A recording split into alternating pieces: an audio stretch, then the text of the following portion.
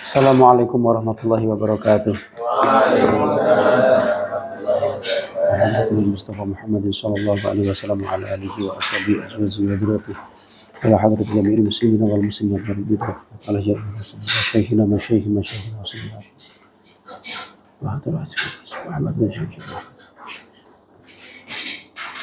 sayyidi ta'ala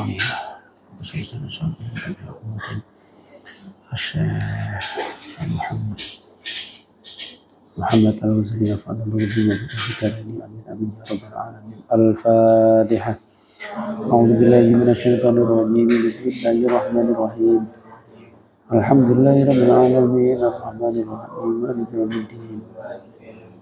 اياك نعبد واياك نستعين اهدنا الصراط المستقيم صراط الذين انعمت عليهم غير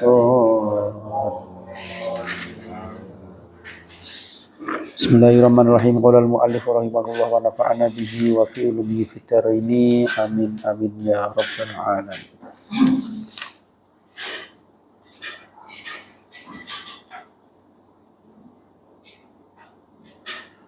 Wa qala Umar radhiyallahu anhu. Wa qala lan was ngendika sapa Umaru sahabat Umar radhiyallahu anhu. Mendika idza raaitum nalikane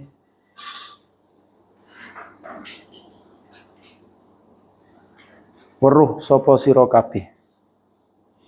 Idza raaitum nalikane weruh sapa sira kabeh al-alima ing wong kang alim. Al-alima ing wong kang alim muhibban hale wong kang demen. Muhibban hale wong kang demen lid dunya maring donya. Lid dunya maring donya fattahimu mongko ngeduano utawa waspadao sapa sira kabeh.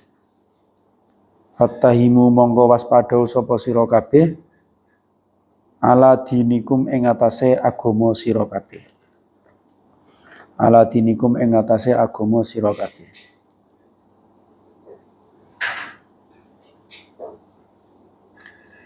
Fa inna kulla muhibbin mongko sak temene saben-saben wong kang demen. Fa inna kulla muhibbin mongko sak temene saben-saben wong kang demen.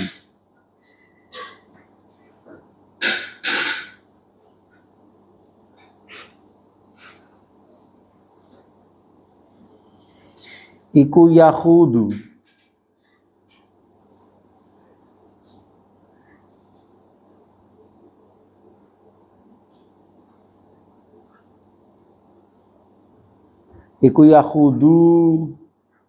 larut sapa kulla muhibbin. Iku yakhudu larut sapa kulla muhibbin.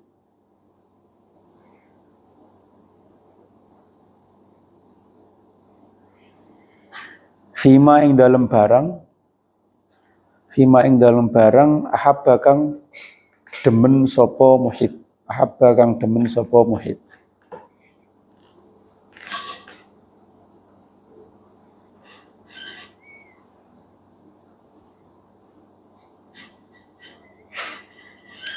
Wakana lan ono iku yakulu ngucap sapa Yahya bin Mu'ad ar-Razi.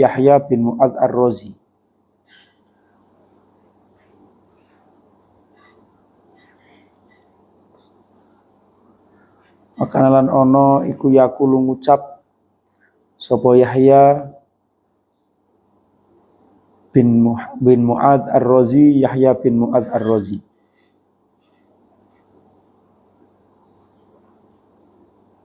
Di ulama idunya maring ulama dunya. Di ulama idunya maring ulama dunya.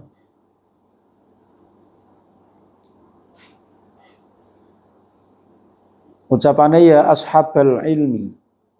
He pira-pira wong kang duweni ilmu. Ya ashabal ilmi he pira-pira wong kang duweni ilmu.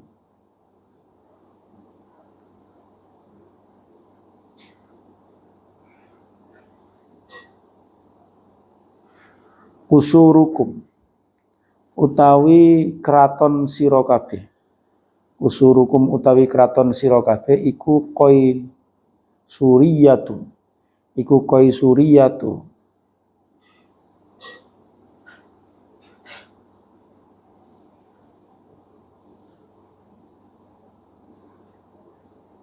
Bangsa Kaisurah.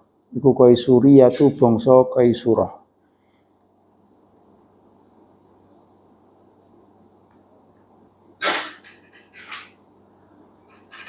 Wa buyutukum lan utawi pira-pira omah sira kabeh.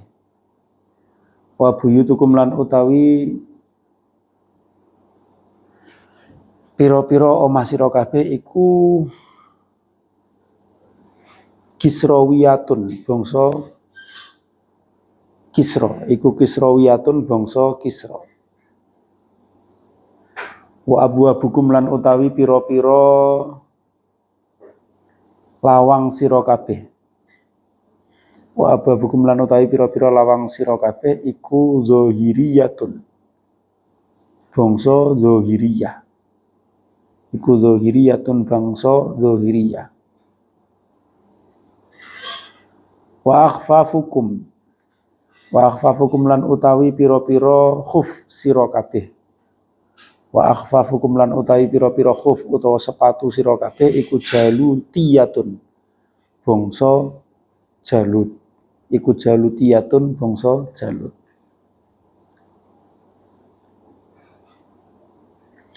Wa maraqibukum lan utawi pira-pira tunggangan sira kabeh. Wa maraqibukum lan utawi pira-pira tunggangan sira kabeh iku koruniyatun bangsa korun. Iku koruniyatun bangsa korun. Wa awanikum lan utawi pira-pira wadah sira kabeh iku fir'auniyatun bangsa Fir'aun. Iku fir'auniyatun bangsa Fir'aun.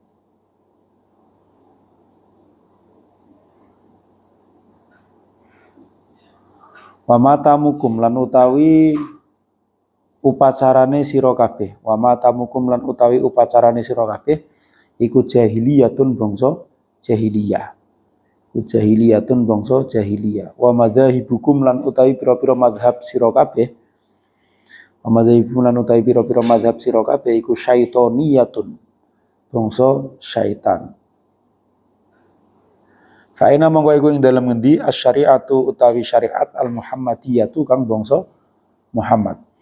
Fa'ina mongko iku ing dalem ngendi asyariatu utawi syariat al-Muhammadiyatu kang bangsa Muhammadiyah.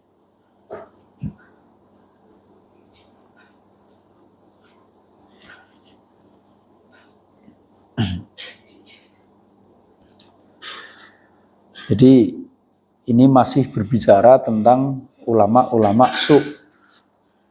Ulama-ulama yang oleh Imam Ghazali itu tidak dianggap sebagai ulama karena tidak bisa, sebenarnya bisa membedakan mana dunia dan mana akhirat. Dunia itu adalah sesuatu yang rendah, sedangkan akhirat itu adalah sesuatu yang tinggi. Tapi dengan pengetahuan mereka yang seperti itu, mereka tetap melanggar aturannya. Mereka tetap lebih mencintai dunia dibandingkan akhirat. Sampai-sampai kemarin tuh bahasanya mereka itu menjual akhirat untuk kepentingan dunia itu. Itu adalah ulama-ulama su'. Ulama su'. Dan saat itu pun sudah diceritakan di masanya Imam Ghazali itu sudah diceritakan. Bahkan Imam Ghazali itu tidak menceritakan di masanya. Masa sebelumnya pun bahkan Umar bin Khattab ini seorang sahabat ini juga sudah memperingatkan kepada kita, idza ra'aitum al-alima muhibban lidunya fattahimu.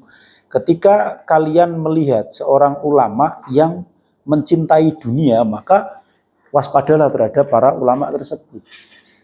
Waspada terhadap ulama tersebut karena apa? Karena ulama-ulama seperti itu dapat menghancurkan agama kalian. Kenapa fa'inna kulla muhibbin? Karena setiap orang yang mencintai sesuatu, yahudu fima ahabba, maka dia akan larut ke dalam sesuatu yang ia cintai. Dia akan tunduk kepada sesuatu yang ia cintai itu. Sehingga ketika ada ulama, kok dia cinta terhadap dunia, dia tidak memiliki rasa zuhud, yang memiliki kecintaan yang berlebihan terhadap dunia, maka kita harus waspada. Jangan mengikuti ulama-ulama yang seperti itu, karena agama kita nanti akan rusak. Gitu. Jadi logikanya sederhana, dunia itu akan, kecintaan yang berlebihan terhadap dunia itu akan merusak agama kita, begitu saja. Nah, kalau kemudian kita mengikuti seorang ulama yang cinta kepada dunia, ya otomatis kita akan ikut-ikutan cinta kepada dunia. Kita akan menganggap kecintaan terhadap dunia itu adalah sesuatu yang normal, sesuatu yang benar, karena dilakukan juga oleh para ulama. Makanya diperingatkan, idza ra'aitum al-alima muhibban lid-dunya fattahimu. Ketika kita melihat ulama yang mencintai dunia, maka kita diminta untuk waspada. Karena mereka itu dapat merusak agama kita itu. Nah, ini hati-hati, apalagi di era sekarang. Zaman dulu itu sudah dari zaman dulu. Ini yang dikatakan oleh Umar bin Khattab. Umar bin Khattab itu mengatakan ini itu tentunya ya berdasarkan pada fakta yang ada, bukan hanya berkata begitu saja. Itu ya tidak. Nah, tentunya saat itu sudah mulai munculan orang-orang yang seperti itu. Bahkan kalau misalkan kita belajar ulumul hadis, belajar ulumul Quran, mulai ada kebohongan-kebohongan tentang hadis, kebohongan-kebohongan tentang tafsir, ada hadis palsu, ada tafsir ayat Al-Quran palsu, atau ayat Al-Quran yang tidak benar itu. Itu muncul karena ada kepentingan-kepentingan, muncul karena kepentingan-kepentingan dunia itu, untuk legitimasi kebenaran politik mereka, untuk mendapatkan kepercayaan atau untuk mendapatkan pengakuan dari masyarakat, untuk memperkaya diri mereka, untuk kepentingan apapun itu untuk mereka itu, sehingga mereka rela berbohong atas nama Rasulullah itu. Nah, munculnya hadis-hadis palsu itu kan seperti itu, dalam sejarahnya itu muncul karena adanya kepentingan, kepentingan legitimasi atas politik yang mereka bangun, atas kekuasaan yang mereka bangun, atas sesuatu yang ingin mereka raih, sehingga sampai mereka itu berbohong atas nama Rasulullah. Dan bahkan Al-Quran pun ditafsirkan sesuai dengan keinginan mereka, tidak dicari penafsiran yang sesungguhnya itu seperti apa itu. Nah, ini juga banyak terjadi di zaman-zaman sekarang, itu juga banyak terjadi. Kalau misalkan kita melihat di media sosial itu ya, ada perseteruan antara satu golongan dengan golongan yang lain, itu yang mereka dalilkan juga Al-Quran juga hadis.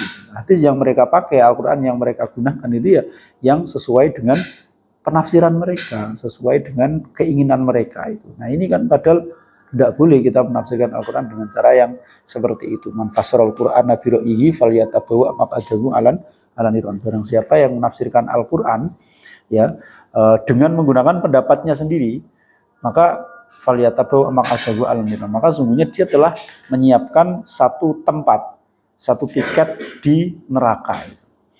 Ini sudah diperingatkan oleh Rasulullah seperti itu. Tapi tetap saja kalau kita amati, tetap saja ada orang yang menggunakan agama itu sebagai alat-alat, sebagai sarana untuk mencapai tujuan-tujuan yang sifatnya itu duniawi. Nah, itulah ulama-ulama su itu. Mereka disebut ulama, mereka pintar. Mereka pintar itu. Maka mereka itu diperingatkan oleh Yahya bin Mu'ad Ar-Razi. Berkata, ya ashabal ilmi kusurukum kaisu riyatu wa buyutukum kisrawiyatu. Diperingatkan bahwasanya apapun yang mereka miliki itu, ketenaran yang mereka miliki, rumah-rumah mewah yang mereka miliki, pintu-pintu rumah mereka, sepatu-sepatu, pakaian-pakaian mewah mereka, kendaraan-kendaraan mewah mereka, semua itu adalah miliknya kaum-kaum yang dilaknat oleh Allah, kaum Kisra, kemudian kekaisaran, kemudian kaum Dohiriyah, Jalut, Korun, itu kan semua orang-orang yang kemudian dilaknat oleh Allah. Maka dipertanyakan mereka itu, fa'aina syari'atul Muhammadiyah. Maka di mana syariatnya Muhammadiyah? Syariatnya umat Muhammad. Muhammadiyah bukan berarti Muhammadiyah yang organisasi sekarang, itu kan tidak. Syariat Al-Muhammadiyah itu ya syariatnya Rasulullah.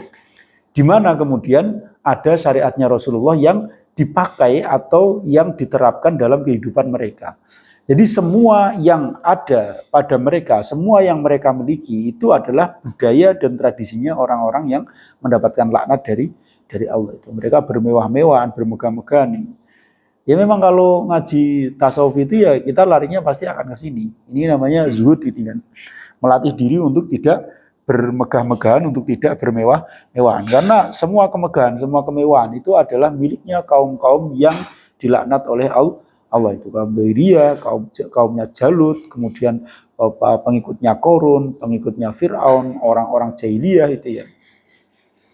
Pamatamukum gitu ya, upacara-upacara. Nah sekarang kan kita juga sudah mulai melihat gitu ya, tradisi-tradisi keagamaan yang kemudian disisipi dengan tradisi-tradisi yang tidak baik, dengan budaya-budaya yang tidak baik, budaya jahiliyah itu.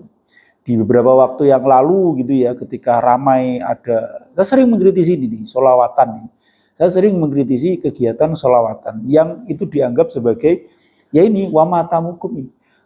Upacara, ritual-ritual keagamaan ya, namanya majelis dzikir dan sholawat. Tapi di situ nanti ketika sholawatan itu dilantunkan, musiknya juga kurang jelas, terus kemudian nanti di situ ada acara koreografi yang tidak jelas dan itu dilakukan oleh perempuan-perempuan itu, dan itu di video diviralkan itu. Nah ini yang disebut sebagai matamukum jahiliyah tuh kayak gitu. Lu jangankan perempuan itu joget-joget, perempuan saja di misalkan update status terus kemudian mengupload foto-fotonya di media sosial saja itu jadi pertanyaan gitu ya untuk kalangan sufi itu. Karena pada intinya perempuan itu memang banyak menimbulkan fitnah, banyak menjadi ujian bagi orang-orang. Coba kalau saya kadang tuh iseng-iseng tuh ada perempuan yang kadang ngupload iseng-iseng, entah dia niatnya iseng atau nyari followers atau apa saya nggak tahu ya, dengan menggunakan filter yang sedemikian rupa sehingga kelihatan cantik dan juga yang lainnya itu ya, selamat pagi itu fungsinya untuk apa coba kayak gitu, fungsinya untuk apa gitu. Nah saya iseng-iseng kan buka komentar, ini pasti laki-laki yang cabul nih, komentarnya aneh-aneh bener. Ketika iseng-iseng buka komentar itu ada salam kenal dong mbak, minta nomor teleponnya dan juga yang lainnya. Ini namanya fitnah tuh kayak gitu. Jadi ujian bagi orang lain tuh perempuan itu. Semua yang dimiliki oleh perempuan itu adalah ujian bagi laki-laki itu. Nah, itu padahal nggak ngapa-ngapain, cuma upload foto itu. Apalagi ketika ada video sampai joget-joget itu. Makanya saya itu tidak mau tuh buka-buka TikTok tuh, kecuali ada informasi yang memang saya harus buka ada di TikTok gitu. Saya nggak mau karena TikTok tuh isinya kayak gitu kan, nggak jelas gitu kan. Nggak jelas itu. Nah itu saja itu orang nggak ngapa-ngapain loh, cuma upload foto, cuma captionnya itu selamat pagi dunia kayak gitu tuh nanti komentarnya tuh udah macam-macam. Ini menunjukkan jika perempuan itu memiliki fitnah yang besar. Fitnah di sini artinya itu bukan fitnah tuduhan gitu ya, fitnah itu artinya ujian. Jadi perempuan itu bisa menimbulkan fitnah, bisa menimbulkan ujian, ya bisa meretakkan rumah tangga orang lain gitu kan. Bisa membuat miskin laki-laki, itu perempuan semua itu ya. Bisa membuat laki-laki itu jadi gila itu ya. Makanya ada Laila Majnun kan kayak gitu itu. Jadi perempuan itu bahaya. Nah ini artinya saya ingin menyampaikan apa? Wa matamukum jahiliyatun itu bisa terlihat dari saat ini tuh semakin gila dunia itu ya. Sesuatu yang bungkusnya itu akhirat itu ya. Sesuatu yang bungkusnya itu majelis dzikir dan tahlil itu banyak diisi dengan hal yang semacam itu. Ya joget-joget tidak jelas dengan entah alasannya dia apa, mabuk mabuk mahabbah pada Rasulullah, pret lah. Ini saya nggak percaya ini. Kalau dia mabuk mahabbah pastinya nggak seperti itu gitu. Pastinya nggak seperti itu. Wes jelas itu nggak jelas. Terus kemudian saking enaknya mabuk tuh ya nafsuti itu sampai joget. Itu bukan karena mabuk, enggak, karena mabuk dengan musiknya. Karena gerakan tubuhnya itu mengikuti musiknya, bukan mengikuti arti dari sholawat yang dilantunkan itu. Makanya saya kan itu pelan-pelan itu. Saya diminta ngajarin rebana itu orang-orang bapak-bapak itu ya, orang ngaji teras itu. Saya nggak mau, tapi kalau rebananya itu modelnya itu model-model yang pakai bass yang apa kayak ada suara gendangnya kayak gitu itu saya nggak mau. Ya kalau mau banjari ya banjari biasa. Oh itu pun bisa melalaikan orang kok. Saya sudah berulang kali berpesan kepada mereka, ini itu adalah sarana untuk melatih kita supaya mau membaca sholawat. Nanti kalau kita sudah terbiasa membaca sholawat, kalau bisa tuh ini ditinggalkan. Benar-benar kita fokus khusus untuk membaca sholawat kepada Rasulullah. Jadi rebana itu hanya sebagai sarana. Ya sebagai sarana. Kalau kita tanpa sarana itu sudah bisa, ya tinggalkan sarana itu. Karena ini jadi penyemangat. Makanya di Kudus itu ada grup rebana namanya Al-Mubarok Al-Qudsiyah itu. Kalau yang suka rebana itu, yang vokalisnya yang populer Gus Apang. Itu dulu itu tidak ada bassnya itu, rebana itu. Dulu kan dilarang itu di Kudus itu, sama Pak D-nya Gus Apang itu kan dilarang, nggak boleh rebana itu. Terus dirayu-rayu sama Gus Apang, ini pokoknya ini bagian dari dakwah. Kalau tidak ada kayak gini ya, orang mau mengikuti majelis sholawat itu males, tiba-tiba majelis sholawat nariah, meneng gue mau nariah peng sewu gitu kan, sing teko males gitu kan. Tapi kalau ada klotean-kloteannya itu kan mandan-mandan semangat kan kayak gitu. Nah, pokoknya demikian dirayu oleh Gus Apang tuh akhirnya boleh. Terus kemudian wah kok kurang penak banget tuh tambah bass itu. Wah, tambah bass itu juga lobbynya itu luar biasa itu. Karena apa? Karena alat musik itu ya, lahwun itu ya memang apa namanya itu bisa melalaikan itu. Jadi akan memelencengkan niatan awal kita untuk bisa meningkatkan mahabbah atau ingat kepada Rasulullah. Yang ada kita malah justru larut ke dalam alunan musik itu. Ya memang sih itu bisa melembutkan hati. Ada yang mengatakan musik itu bisa melembutkan hati. Cuman tujuan kita kan untuk mengenal Rasulullah itu. Kalau kita larut ke dalam musik, kapan kita akan mengenal Rasulullah itu? Makanya saya sering berpesan itu kan kepada orang-orang yang minta dilatih itu. Saya melatih kayak gini tuh sebagai sarana saja untuk supaya kita itu mau membaca sholawat tuh, semangat untuk berjanjian. Kalau berjanjian nanti terus jangan hanya berjanji saja, tapi kita pahami artinya, karena itu adalah siroh kan sebenarnya itu, pahami artinya. Maka saya mau diajak rutinan, tapi syaratnya harus ada ngajinya.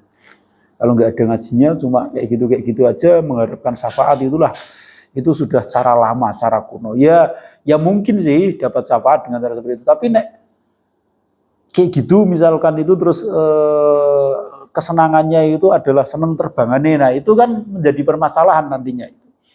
Menjadi permasalahan, akan menghindarkan atau akan memelencengkan itu ya kita dari jalur utama. Jadi jangan sampai sarana itu kemudian malah menghilangkan esensi dari tujuan itu. Nah ini yang sekarang terjadi, wama tamukum jahiliyatun itu ya sekarang banyak terjadi itu. Bungkusnya itu adalah kegiatan-kegiatan akhirat itu, tapi apa namanya ritual-ritualnya itu adalah ritualnya orang jahiliyah. Ya seperti tadi itu, sholawatan diiringi dengan joget-joget, sholawatan diiringi dengan apa? Kalau dulu itu untuk memeriahkan itu kemudian ada kembang api dan juga yang lainnya. Dulu pernah dimarahin sama, saya ingat betul tuh dulu Habib Syah itu waktu di Solo itu pernah memarahin acara kayak gitu, terus kemudian nanti selesai acara, ketika selesai doa Fatihah itu terus nanti akan dimeriahkan dengan kembang api itu. Habib Syah nggak bersedia, nggak berkenan gitu, jangan gitu. Karena itu bagian dari, ya itu bukan tradisinya Rasulullah nggak mungkin seperti itu. Wes jelas itu banyak alasannya, itu mubadir mungkin iya. Uang jutaan hanya digunakan untuk membeli kembang api terus kemudian dibakar kayak gitu kan. Lebih baik kan itu diberikan santunan kepada orang-orang miskin kan, pikirannya kayak gitu. Habib Syah saat itu nggak berkenan. Bahkan Habib Syah itu sampai sebelum doa itu ngomong, nanti yang mau ikut saya, yang mendengarkan omongan saya setelah saya baca doa, nggak usah lihat kembang api, langsung pulang. Habib Syah sampai seperti itu. Karena mungkin dirayu-rayu sama panitianya gitu kan, ini pun dimodali kathah dan juga yang mungkin kan seperti itu ya. Nah, saya ingat betul tuh di Solo, waktu di Solo Baru waktu itu. Habib Syekh kadang-kadang benar juga ngomongnya gitu. Terus melarang orang goyang-goyang itu kan Habib Syekh juga itu. Terus Habib Bidin itu kan juga melarang kayak gitu. Karena sudah mulai banyak yang melenceng. Entah yang menciptakan tren seperti itu tuh siapa yang nggak tahu saya itu. Nggak tahu. Terus sholawatan, ikhtilat, ada ikhtilat gitu kan, laki-laki dan perempuan. Nah ini terus tujuan dari sholawatan itu apa? Katanya di situ itu bentuk kecintaan kita kepada Rasulullah, tapi melanggar apa yang dikatakan oleh Rasulullah. Nah ini kecintaannya tuh di mana? Padahal di sini dikatakan fa inna kulli muhibbin yakhudu fima ahabba. Kalau kita memang cinta kepada sesuatu, maka kita akan larut, kita akan mengikuti apa yang kita cintai. Kalau kita cinta kepada Rasulullah ya semua perkataan Rasulullah, semua perbuatannya Rasulullah ya kita ikuti. Nah ini bisa jadi ya kalau saya tidak mutlak kesalahannya umat, tapi ya itu tadi karena ada ulama su itu tadi. Pokoknya saya trennya apa ikuti gitu kan, trennya apa ikuti. Yang dianggap wali adalah orang-orang yang aneh-aneh, yang rambutnya gondrong kayak gitu kan. Terus yang nggowo apa jenengane itu blangkon, terus pakaiannya yang aneh-aneh. Akhirnya sekarang semua pesolawat itu, munsid itu yang punya jamnya solawat, terus kemudian penampilannya aneh-aneh juga. Menciptakan brand mereka sendiri-sendiri hanya untuk laku, hanya untuk kan lumayan kalau misalkan sudah brand melekat terus banyak penggemarnya itu kan mau dijual berapapun itu kan laku gitu. Misalkan orang konsisten pakai sarung batik terus itu sampai kemudian jadi brand gitu kan. Jadi brand oleh pengikutnya itu kan itu mau dijual berapapun dia kalau produksi itu kan pasti laku gitu. Nah, ada niatan-niatan seperti itu yang bahaya tuh kayak gitu. Dan ini sudah diperingatkan oleh Yahya bin Mu'ad Ar-Razi itu. Ya, ritual-ritual yang mereka lakukan, upacara-upacara yang mereka lakukan itu sama seperti ritualnya orang-orang jahiliyah ini.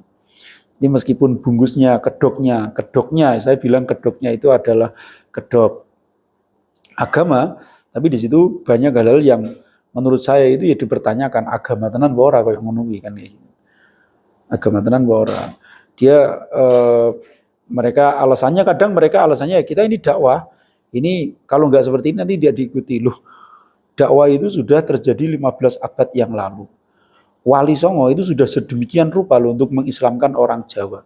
Masa ya kita masih berada pada tatarannya Wali Songo kan kayak gitu. Kadang benar juga dikritisi oleh orang-orang Muhammadiyah mungkin ya, atau oleh para pemikir-pemikir itu ya.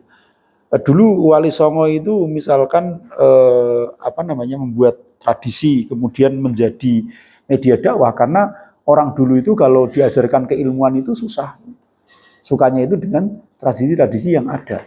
Tapi kenapa sekarang itu kok masih menggunakan hal-hal semacam itu, masih menggunakan budaya-budaya mereka untuk kemudian berdakwah. Padahal sekarang itu informasi semuanya itu sudah terbuka lebar. Pondok-pondok sudah banyak berdiri. Banyak orang-orang pintar, banyak orang-orang yang sadar.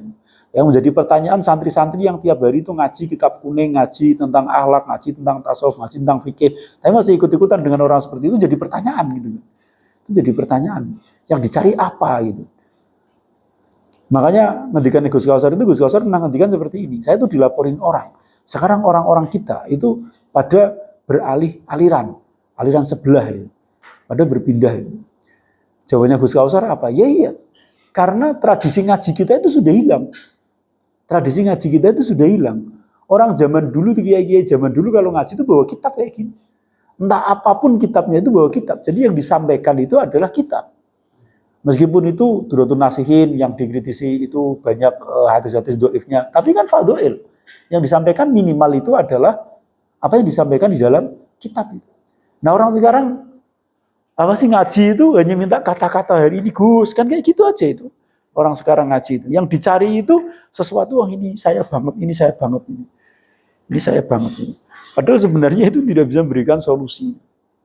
Maka ada video unik kayak gini tuh. Orang itu kalau mendengarkan lagu itu bisa merasa sedih. Semakin lagu itu galau itu kan semakin disenangi. Gitu. Ya contohnya lagu-lagunya Denny Caknan itu. Kenapa bisa viral itu? Karena lagunya itu mewakili perasaan orang-orang. Sedih gitu. Sedih gitu. Wah ini lagu saya banget gitu kan. lagu saya banget itu LDR itu ada lagunya itu lagu saya banget didengarkan bolak-balik itu seneng banget. Padahal nggak ada ininya. Kalau menurut video itu lagu itu hanya menceritakan kesedihannya, tidak memberikan solusi, tidak memberikan solusi. Sudah ceritanya sedih saja itu. Akhirnya seperti apa itu nggak jelas ini. Nah, kenapa orang itu kok tidak bisa seperti itu terhadap Al-Quran? Padahal kalau Al-Quran itu misalkan ayat yang mudah saja, wal asri innal insana lafi khusr. Jadi setiap orang demi masa, setiap orang itu pasti dalam kerugian. Kita tuh harus sadar, ya. Waktu itu terus berjalan, kita semua itu selalu rugi. Nah, tapi Allah kan terus memberikan solusi illal ladzina amanu wa amilus sholihat. Kecuali orang-orang yang beriman dan beramal soleh dan seterusnya. Jadi Al-Quran itu setiap kali menampilkan kesedihan kayak gitu, pasti nanti akan ada solusinya, Nah, itulah itu ya. Itu mungkin yang dirasakan oleh orang-orang yang kemudian berpindah ke lain agama itu tadi. Ya ketika mengikuti ngajinya orang-orang kita, ya kan orang-orang NU itu, yang ada sekarang ngajinya orang NU itu hanya seneng-seneng saja, hanya sesuatu yang tidak ada isinya, ya hanya apa ya kayak semacam hiburan saja. Entertainment saja. Orang ngaji sekarang, orang ngajinya NU itu yang tren kan yang entertainment seperti itu kan. Sing gayeng, sing iso guyon, sing jamaahnya ada artisnya, sing followersnya banyak, yang diikuti kan kayak gitu. Sehingga orang-orang yang benar-benar ingin mencari hakikat makna kehidupan itu mendapatkan kekosongan, kekeringan dalam dirinya itu. Sehingga mereka memilih, oh ya ketika ngaji sama Ustadz Khalid Basalamah itu kemudian dijelaskan tentang hadis, dijelaskan tentang ini. Ngaji sama Adi Hidayat itu dijelaskan tentang permasalahan-permasalahan dalam Al-Quran, lalu solusinya itu apa. Doanya yang dibaca apa itu. Akhirnya mereka sedikit demi sedikit mulai berpindah ke ngaji yang benar-benar ngaji seperti itu. Nah kita jangan benci dengan saudara-saudara kita yang berbuat seperti itu, yang berpindah aliran kayak gitu. Memang yang dicari mereka itu yang seperti itu ngaji, yang dicari mereka itu. Maka kalau ingin mereka tuh kembali, saudara-saudara kita kembali, ya kita harus adakan tradisi ngaji yang benar-benar ngaji yang benar-benar bawa kitab, ngaji yang benar-benar menyampaikan pendapatnya ulama, bukan hanya ngaji omong kosong ke sana ke sini. Hanya ngaji mengatasi permasalahan kehidupan yang sifatnya itu duniawi. Jadi tatarannya umat Islam sekarang itu tingkatannya itu masih berkutat pada kondisi duniawi itu. Banyak utangnya akeh utangnya serasa bingung. Teko ngaji kene engko gampang disaur karo Gusti Allah dan kayak gitu. Yang dikaji itu. Kenapa yang dikaji itu tidak sesuatu yang seperti ini coba itu. Kehidupan tapi benar-benar kehidupan yang berdasarkan pada yang disampaikan oleh para ulama yang mereka benar-benar sudah merasakan ladidnya kehidupan, enaknya kehidupan dunia dan bisa mencium nikmatnya kehidupan di akhirat sana itu. Tidak hanya ulama-ulama yang memikirkan dunia saja itu, gur gaya-gayaan saja, gur flexing saja itu jelas itu ulama-ulama itu kayak gitu. Gaweannya flexing, entah dengan berbagai macam alasan mereka lah. Supaya yes ngene iki ngono era sogeh ya wong sogeh ngremehke ulama dan alasannya macam-macam. Mereka punya 1000 alasan untuk melakukan perbuatan-perbuatan seperti itu. Nah, sekarang kita bisa menilai lah. Kita bisa kemudian memilih kepada ulama-ulama seperti apa kita harus mengikuti dan kepada ulama-ulama seperti apa kita harus waspada. Ini harus beda ini, santri dengan non santri itu harus beda. Kalau kalian nggak pernah ngaji mungkin terbawa suasana, terbawa keviralan, terbawa apa yang dihembuskan oleh influencer kayak gitu mungkin wajar gitu. Tapi kalau kalian santri ngaji tiap hari menghafalkan Al-Quran terus kemudian ngaji kitab-kitab kuning kok kalian masih seperti itu juga, ini dipertanyakan. Kalian ngajinya itu niat ngaji apa? Mau ngapain kan kayak gitu. Nah ini itu adalah tanda-tanda ulama yang su ini. Jadi ulama itu ada yang ulama akhirat, ada yang ulama su. Kalau ulama akhirat jelas harus kita ikuti. Salah satu indikatornya kemarin itu adalah ittabi'u ma la yasalukum ajro itu ya. Ikutilah orang-orang yang tidak mengharapkan imbalan apapun dari dari kita. Nah, ciri-ciri ulama su itu adalah ulama yang rela menukarkan akhiratnya untuk dunianya itu. Rela menjual akhiratnya untuk dunianya. Cinta terhadap dunia itu adalah ciri-ciri ulama su itu. Wansada wa unsida lan wis den tembangake. Wa unsida lan wis den tembangake apa syair. Wa ra'isyati yahmid dhiba anha. Wa ra'isyati lan utawi wong kang angon wedhus. Wa ra'isyati lan utawi wong kang angon wedhus iku yahmi jogo. Sapa ra'i iku yahmi jogo sapa ra'i jogo adiba ing serigala ing binatang buas, adiba ing binatang buas anha saking syat. Fakaifa mongko hale kaya apa? Idza ru'atu nalikane pira-pira wong kang angon. Idza ru'atu nalikane pira-pira wong kang angon utawa wong kang jaga laha kedue syat iku diabun pira-pira binatang buas. Ya.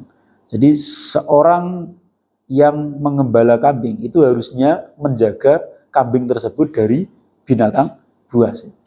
Nah, fakaifa idza ru'atu laha diabun. Bagaimana kemudian ceritanya jika orang yang mengembala kambing itu adalah serigalanya itu sendiri? Ya pasti hancur kambingnya kan.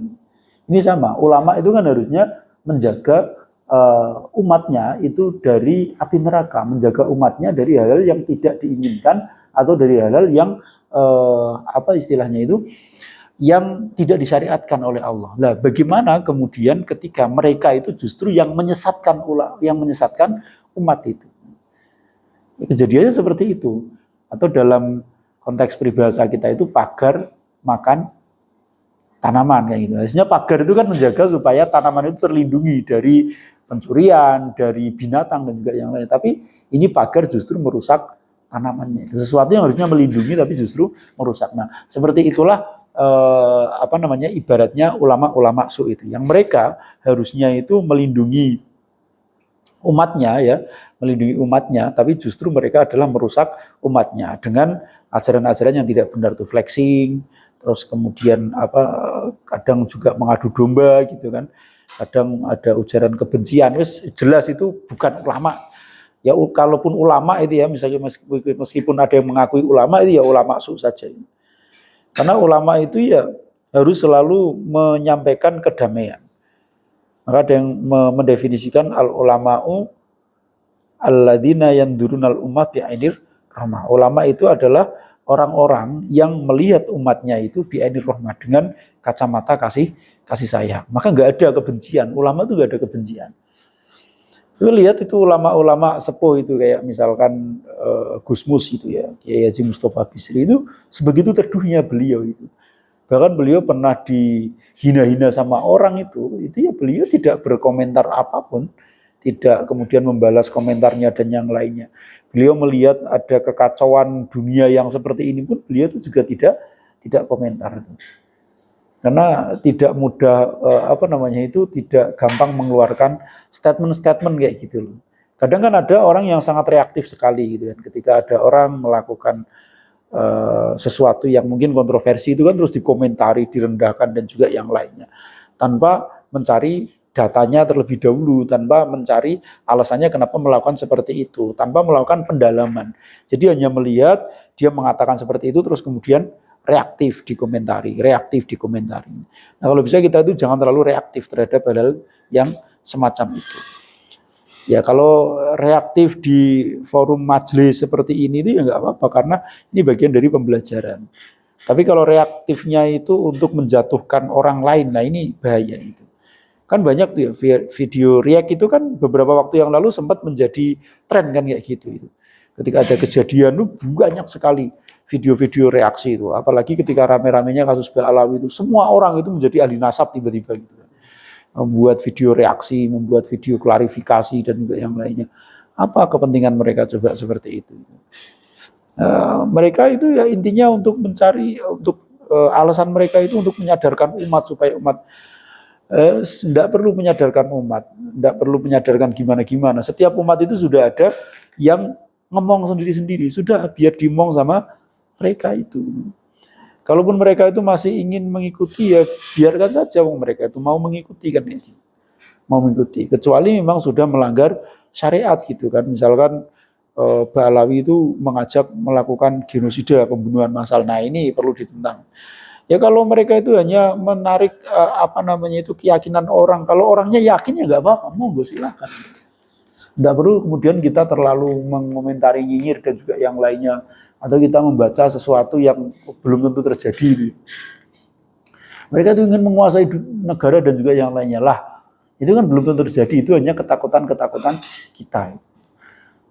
Kenapa kita harus takut terhadap sesuatu yang belum terjadi? Kenapa kita harus takut dengan orang-orang yang tidak menggunakan senjata? Kecuali mereka menggunakan senjata itu alul buat. Secara fikih mereka harus diperangi, itu pemberontak-pemberontak misalkan seperti OPM di Papua, terus dulu ada GAM, Gerakan Aceh Merdeka di Aceh. Mereka jelas punya senjata, mereka jelas membahayakan. Maka perlu kemudian mereka untuk diperangi kan kayak gitu tuh. Seperti misalkan dulu tuh dalam sejarah, kalau kita menengok sejarah ya, kemarin saya habis diminta untuk berbicara tentang peringatan gerakan 30 September itu kan. Nah itu PKI kemudian kenapa mereka diperangi, karena mereka sudah bersenjata, mereka sudah meresahkan gitu. Kalau bersenjata itu kan berarti mereka itu sudah membunuh orang. Tapi kalau hanya masih sebatas pemikiran, masih sebatas apa, bagaimana kemudian pemikiran itu akan bisa menggulingkan suatu negara? Kalaupun negara tergulingkan karena pemikiran, berarti negara nggak punya pemikiran yang jelas, tidak punya konsep tidak punya konsep negara yang jelas gitu loh, sehingga kalah logis dengan pemikiran ini. Ghazwatul Fikr itu kalau memang kita yakin dengan idealisme kita, ya harusnya kita nggak takut dengan adanya idealisme yang baru itu. Idealisme diperangi dengan idealisme, jangan idealisme diperangi dengan senjata. Ada orang berpikir tapi ditembak di ini. Nah ini kan tidak fair ya. Kalau memang ya Imam Ghazali dulu itu gak setuju dengan filsafat. Makanya Imam Ghazali itu mengomentari Ibnu Rus, berperang dengan Ibnu Rus. Tapi kan melalui tulisan, melalui pemikiran. Tidak terus karena Imam Ghazali dekat dengan pemerintah, terus Ibnu Rus itu sesat, harus ditangkap, harus dibunuh. Ya itu nanti nggak ada bedanya dengan orang-orang Khawarij zaman dulu itu, terus orang-orang Mu'tazilah yang melakukan pembantaian terhadap para ulama itu nggak ada bedanya nanti. Kalau pemikiran, ya dibarengi dengan pemikiran. Kalau memang kita yakin pemikiran itu benar, ya harusnya kita nggak takut dengan pemikiran orang lain. Kita debat, kita adu pemikiran. Jangan takut gitu. Nah ini itu. Maka ya kita harus waspada juga di akhir zaman seperti ini. Jangan terlalu reaktif terhadap sesuatu. Jangan terlalu reaktif terhadap sesuatu. Saya itu bukan tipe orang yang gampang reaktif itu terhadap sesuatu. Ya dilihat dulu lah, diikuti jalan ceritanya itu seperti apa. Jangan sampai kemudian kita itu tertipu dengan jalan cerita yang mungkin dibuat-buat itu. Kayak sekarang misalkan kasus yang viral kayak gitu kan, ada dosen, mana itu mantan dosen UIN Malang gitu ya, Kiai Mim itu ya dengan Mbak Sahara gitu kan. Nah ini kan saya juga ketika ditanya itu bagaimana, saya juga nggak tahu, saya juga nggak kenal sama Yai Mim, saya juga nggak kenal sama Saharanya, saya juga nggak tahu pokok permasalahan seperti apa. Nah kalau di media sosial itu kan juga beda-beda gitu. Yang dukung Kiai Mim ya pasti akan menceritakan dengan kronologinya seperti ini. Yang dukung Sahara pasti akan menceritakan kronologinya seperti ini. Gitu. Kecuali ketemu langsung orangnya kayak Denny Sumargo misalkan, nah itu bisa dia kemudian menilai, bersikap gitu. Dan itu pun tidak dilakukan oleh Denny Sumargo karena niatannya katanya untuk mendamaikan dan juga yang lainnya. Enggak, ya dinikmati aja, ceritanya nanti akan seperti apa, dinikmati aja. Ya, yang baik itu pasti menang, yang buruk itu pasti kalah kan kayak gitu aja. Dinikmati aja. Dinikmati. Kalau kalian penasaran misalkan, oh yang kalah ternyata kok yang kalian dukung gitu ya, nanti di akhirat kan kalian akan ketemu, tanya saja ini. Mereka di mana sekarang tempatnya kayak gitu aja. Nggak usah terlalu dipikirkan gitu. Kalau saya kok santai saja, dinikmati saja ini. Ya suka ya dilihat, kalau nggak suka ya skip aja kayak gitu. Nggak usah terlalu reaktif itu. Kasus Kiai Mim ini, wah, terus bereaksi kan banyak tuh yang kemudian bersuara. Gitu. Influencer itu kan bersuara. Karena influencer itu bagi influencer kayak gini tuh bahan gitu. Kayak gini bahan untuk mendapatkan simpati dari viewers. supaya mereka dapat AdSense kan kayak gitu itu. Makanya wajar, itu kerjaan mereka gitu. Nah, kalau kalian jadi influencer, ya silakan kalian bersikap seperti itu. Tapi hati-hati, kalau misalkan sikapnya salah nanti akan dihujat seluruh dunia kan kayak gitu. Makanya jadi influencer itu juga harus riset. Kalau mau komentar itu riset dulu. Riset yang benar itu seperti apa. Sebisa-bisanya itu riset. Jangan terus melihat potongan video terus bereaksi, melihat potongan video bereaksi. Sekarang ini kan kemudian mulai banyak gitu ya, ketika sudah mulai di-up gitu ya, Kiai Mim ke tokoh-tokoh gitu ya, ke misalkan ke Denny Sumargo, terus ketemu sama Deddy Mulyadi gitu kan. Itu kan terus banyak kemudian konten kreator, influencer itu yang kemudian melakukan reaksi. Itu ya dalam rangka yang itu kerjaan mereka. Saya nggak menyalahkan mereka apa-apa kok direaksi. Itu kerjaan mereka. Yang penting tidak menjual agama gitu aja. Itu kalau ada reaksi tentang agama itu ya, oh itu ini demi kemajuan umat Islam, demi NKRI, halah, demi AdSense, kayak gitu malah saya nggak apa-apa gitu kan. Tapi kalau gaya-gayaannya itu demi NKRI, demi apa? Nah, kamu siapa untuk berjuang NKRI? Kayak gitu. Jadi itulah ibarat atau analogi ya seorang ulama yang yaitu diibaratkan dia itu seperti penggembala kambing yang harusnya menjaga kambing dari binatang buas, tapi justru dia sendiri menjadi binatang buas yang mangsa kambing. Wakilalan den dawuhake, den ngendikake, wakilan den ngendikake. Ya maksarul qurra'i. Golongane pira-pira wong kang maca. Ya maksarul qurra'i golongane pira-pira wong kang maca. Ya milhal baladi.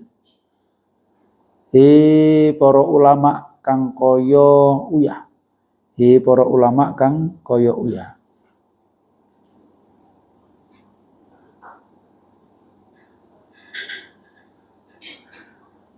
Mayasluhu ora patut. Mayasluhu ora patut. Apa almilhu uyah?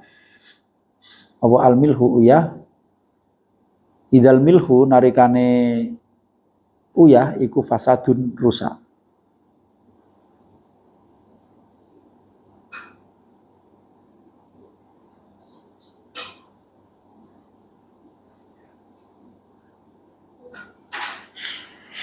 Jadi ini maksudnya adalah para pembaca Al-Quran, ya ma'syarul qurra, ya milhal balidi. Pembaca Al-Quran, para ulama yang seperti garam bagi suatu negeri. Mayasluhu al-milhu idal milhu fasadun. Maka garam itu tidak akan bermanfaat ketika garam itu adalah rusak. Jadi ulama itu diibaratkan garam. Garam ini sesuatu yang penting loh, garam ini. Bahkan menjadi sesuatu yang berharga. Saya tuh pernah lihat film namanya Warrior of Rainbow itu film tahun zaman saya kuliah dulu itu. Ada itu film tentang suku pedalaman. Orang yang hidup di pegunungan. Bahkan garam itu menjadi komoditas yang sangat mahal. Komoditas yang sangat mahal. Bahkan itu harganya itu mereka kan nggak punya mata uang, mereka kan barter pakainya gitu kan. Barter itu. Satu hewan buruan menjangan itu, kijang itu, rusa itu, satu rusa itu cuma dapat 1 mangkok garam. Jadi garam itu menjadi komoditas yang sangat mahal dan sangat penting sekali. Sangat penting sekali. Bahkan saking pentingnya itu garam itu menjadi sesuatu yang ya membuat rasa sayur itu menjadi enak. Sayur itu kalau misalkan nggak ada cabenya itu kan ada sayur yang tidak pakai cabai. Tapi semua sayuran itu pasti pakai garam. Sampai diibaratkan kayak ilmu nahwu itu saking pentingnya ilmu nahwu untuk bisa memahami Al-Quran, untuk bisa memahami hadis, bisa memahami yang lainnya. Itu ibaratnya garam. Pasti diibaratkan itu sebagai garam. Karena dia kunci dari segala hal itu. Kalau nggak ada garamnya nggak enak gitu. Orang-orang itu yang pintar ngomong bahasa Arab itu ya, orang Arab atau orang-orang pondok modern yang kesehariannya menggunakan bahasa Arab itu kalau suruh baca kitab kuning kayak gini ya kurang kerasa, kurang enak. Gitu. Bahkan salah-salah juga gitu. Karena mereka bisa baca itu karena kebiasaan, mereka terbiasa mengucapkan kalimat-kalimat Arab sehingga hal-hal semacam ini tuh membuat tidak asing bagi mereka. Tapi mereka ketika disuruh membaca misalkan wama tukum jahiliyatun jahiliyatin au jahiliyatan, itu mereka bingung. Mereka bingung, enggak setiap mereka itu paham. Kenapa saya tahu? Karena dulu saya pernah di Darussunnah itu, rata-rata yang masuk Darussunnah itu adalah teman-teman dari pondok-pondok modern itu. Karena tesnya itu menggunakan wawancara bahasa Arab, bahasa Inggris kayak gitu kan. Sehingga yang banyak masuk itu adalah dari pondok-pondok modern. Kalau dari pondok salaf itu kan biasanya untuk berkata-kata dengan menggunakan ini kan susah, bahasanya biasanya bahasa kitab gitu. Nah, itu mereka biasa ngomong kayak gitu. Nah, ketika sudah berada di dalam itu, ketika kita musyawarah baca kitab kayak gini dibimbing oleh senior-senior itu, mereka bacanya kayak gitu. Amatukum jahiliyah, wamadahibum syaitoniyah, kayak gitu. Mereka suruh baca pasti tun, tin atau tan itu mereka nggak tahu dan nggak tahu teorinya sama sekali. Jadi hambar dan bisa jadi salah. Makanya ilmu nahwu itu ibarat garam di dalam sayuran. Kalau tidak ada garam dalam sayuran ya rasanya tidak enak itu. Nah, ibarat ulama itu juga seperti itu. Di dalam satu negara ulama itu bagai garam yang dibutuhkan oleh seluruh warga negara. Tapi kalau garam itu rusak, maka garam itu tidak akan ada manfaatnya. Kalau garam itu sudah remuk, hancur atau sudah berubah rasa dan kandungannya, pasti kan tidak akan berguna, akan dibuang gitu. Nah, itu ulama yang su itu juga kayak gitu. Dia tidak akan digunakan oleh orang-orang. Ya. Walam lan ngerti sapa sira. Walam lan ngerti sapa sira annalaika sak temene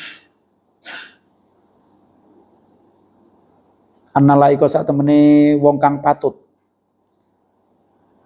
Wong kang patut utawa perkara kang patut, annalaika sak temene perkara kang patut bil alimi kelawan wong alim, bil alimi kelawan wong alim al mutadina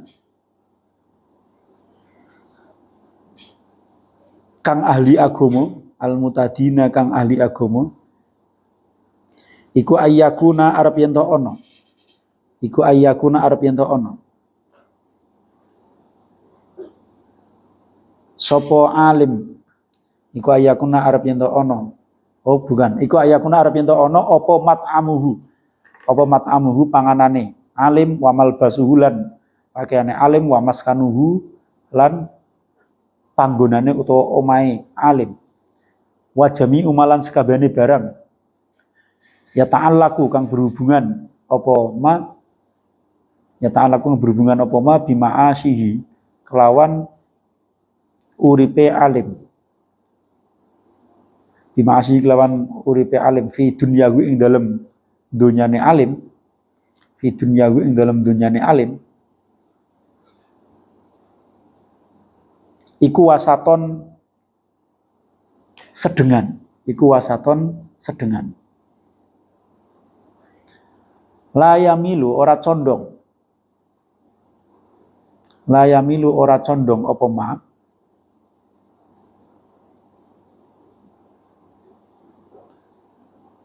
Layamilu ora condong apa ma ilat tarofuhi maring kemewahan. Ilat tarofuhi maring kemewahan wa tanaumilan kenikmatan. Watana umilan kekurangan, illa tarufuhi maring kemewahan, watana umilan kekurangan. Wala yubaligulan ora tumeka. Wala yubaligulan ora tumeka. Sopo alim fi hadat torfi ing dalam ikilah panggonan, fi hadat torfi ing dalam ikilah panggonan. Ilam yubalih lamun ora tumeka sapa alim. Ilam yubalih lamun ora tumeka sapa alim, ora tumeka fitor fizuhdi ing dalem panggonane wong zuhud fiha ing dalem donya. Fitor fizuhdi ing dalem panggonane wong zuhud fiha ing dalem donya. Wayam bagilan prayoga lahu kedue alim. Apa sing prayoga ayah tariza arep yen to ngreksa sapa alim. Ayah tariza arep yen to ngreksa sapa alim minat dukhuli saking mlebu alas salatini ing atase pira-pira kekuasaan. Alas salatini ing atase pira-pira kekuasaan.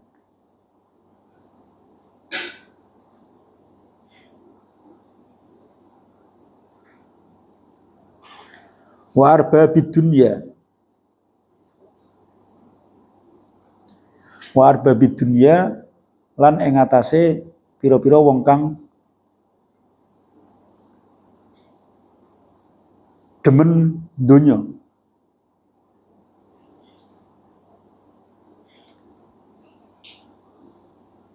Wa arbabid dunya ing atase wong kang demen donya.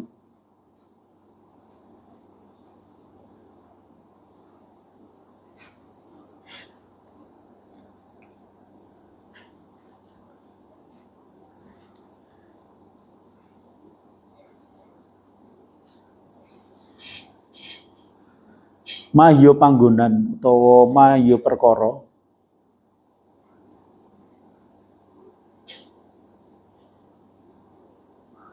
amkana kang mungkinake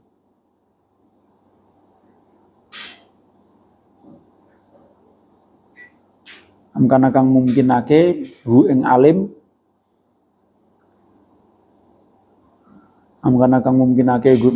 hadaron ing wedi minal fitnati saking fitnah. Hadaron ing wedi minal fitnati saking fitnah.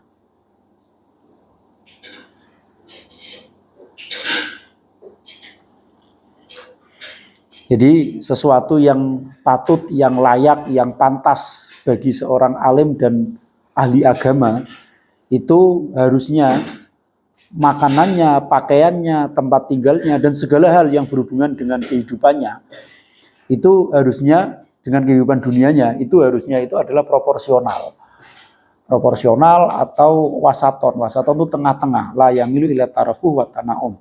Tidak terlalu mewah juga tidak terlalu kekurangan. Itu yang harusnya pantas disandang oleh orang yang mendapatkan predikat alim dan ahli agama. Jadi jangan terlalu kelihatan nelongso, kelihatan miskin banget itu ya, tidak memperhatikan dirinya sampai itu seperti orang yang tidak terurus, tapi jangan juga terlalu mewah gitu ya, terlalu mewah, semua pakaiannya tuh mahal-mahal gitu kan.